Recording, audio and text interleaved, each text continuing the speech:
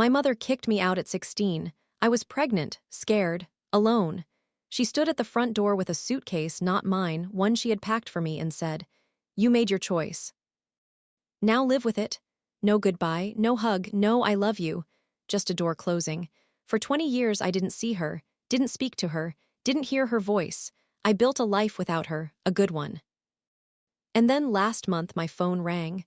It was her. She was dying, kidney failure. And I was the only match in the family. My name is Amber. And this is the story of what I did when the woman who threw me away needed a piece of me to survive. I was 16, a good student, never in trouble, never drank, never smoked. I had a boyfriend named Jake. We had been together for a year. We made a mistake, one mistake, and I got pregnant. I was terrified, but somewhere underneath the terror, I was also a little bit hopeful. I thought, this is my baby, my family will help me, my mother will help me, she's my mom, that's what moms do. I was wrong. My mother didn't scream. She didn't cry, she just looked at me like I was a stranger, like I had personally betrayed her. "You will not bring a bastard child into this house," she said. Those were her exact words. Not "we'll figure this out." Not "I'm disappointed but I love you." Just cold, hard rejection. She gave me 2 days to figure out where to go. 2 days later, I was on the street. Literally, I had a small suitcase, $100 I had saved from babysitting, and a baby growing inside me. I called my boyfriend. His parents were less cruel. They let me stay in their basement for a few weeks, but they made it clear this wasn't permanent. I was on my own, a child, having a child with no one. I survived, I don't know how, but I did. Shelters, food banks, a social worker who actually cared. I got a GED, then a part-time job, then a full-time job. I raised my daughter, Lily, in a one-bedroom apartment with second-hand furniture and hand-me-down clothes. It was hard, brutally hard, but I did it. Without my mother, without anyone from my family. For 20 years, and in those 20 years, not a single phone call, not a single birthday card for Lily, not a single "how are you?" Nothing, just silence. I built a life, a good one. I put myself through nursing school, ironic, I know. I became a registered nurse. I met a man, a good man. We got married. We had another child, a son. Lily grew up. She's 19 now, in college. Smart, beautiful, kind, every single thing my mother said I would never be. My mother, I heard things through the grapevine. She told people I was dead to her. She told relatives I had ruined my life. She never once asked to see me, never once asked to see Lily, her own granddaughter, for 20 years. And I made my peace with it. I stopped waiting for the apology. I stopped hoping for the reconciliation. I moved on, I healed, I was done. And then the phone rang. 20 years after she kicked me out, 20 years after she told me I was dead to her, my phone lit up with a number I hadn't seen in 2 decades. "Mom." I didn't answer, I couldn't. But she left a voicemail. Her voice was different, older, weaker. "Amber, it's Mom, please, please call me back, it's urgent. I'm at St. Mary's Hospital, I need you. Please." I played it 3 times, and then I sat there, staring at the wall. My husband asked who it was, I couldn't even say the word. I went to the hospital, not because I wanted to.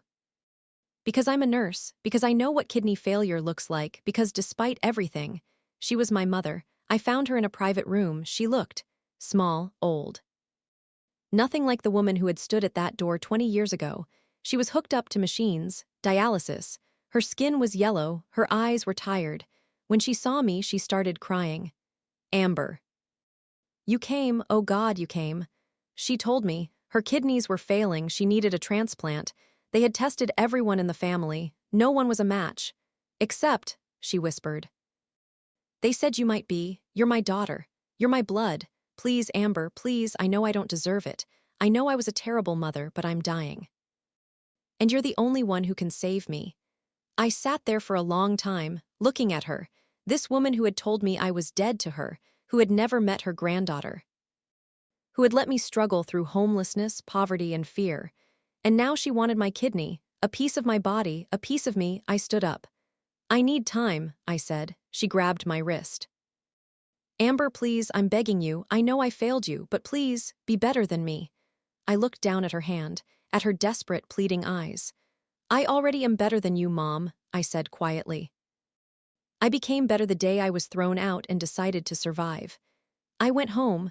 I talked to my husband. I talked to my daughter. Lily was furious. She threw you away, Mom. She never came looking for us. She doesn't get to ask for your kidney. My husband was more measured. It's your choice, Amber. Whatever you decide, I'm with you. I didn't sleep that night. I sat in my living room, looking at photos of Lily as a baby, of my son, of the life I built from nothing, and I asked myself one question: what kind of person do I want to be? I did get tested. I was a match, and I made my decision. I would donate my kidney, but not because she deserved it, not because I forgave her, not because she was my mother. I did it because I am a nurse. I save lives. It's what I do. It's who I am.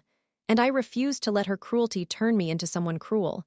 I refuse to let her final lesson be one of hate. She taught me who not to be. And now I would teach her who I became. The surgery was a success. My kidney saved her life. When she woke up, I was already awake. I walked to her room in my hospital gown. I stood at the foot of her bed. She looked at me with tears in her eyes. Thank you, I'm so sorry, I'm so sorry. I let her finish. And then I spoke. I didn't do this for you, Mom, I said. I did this for me, so I could look in the mirror and know that I am not you, that I never was, that I broke the cycle, you threw me away. I saved you, not because you earned it, because I earned the right to be the better person. She just cried, nodded, whimpered I'm sorry over and over. It was the most honest I had ever seen her. My mother lived. She's still alive today. We speak occasionally. It's awkward, strained. She wants more. I give her what I can, which isn't much. Because I learned 20 years ago that I don't need her. I never did. I have a daughter who knows she is loved. A son who knows he is safe. A husband who knows he is my partner. And a kidney that reminds me every single day that I am not my mother. I am better. And I proved it. My mother kicked me out at 16 for getting pregnant. 20 years later, she needed my kidney. I gave it to her, not because she deserved it, because I deserved to be the person who saves, not the person who destroys. And that in the end was my real revenge, not walking away, staying. And being better. If this story stayed with you, if you've ever been told you were worthless by someone who was supposed to love you, then you know why these stories matter. Subscribe to this channel, hit the bell, and tell me in the comments, what would you have done? Would you have donated your kidney? I'll be reading every single one.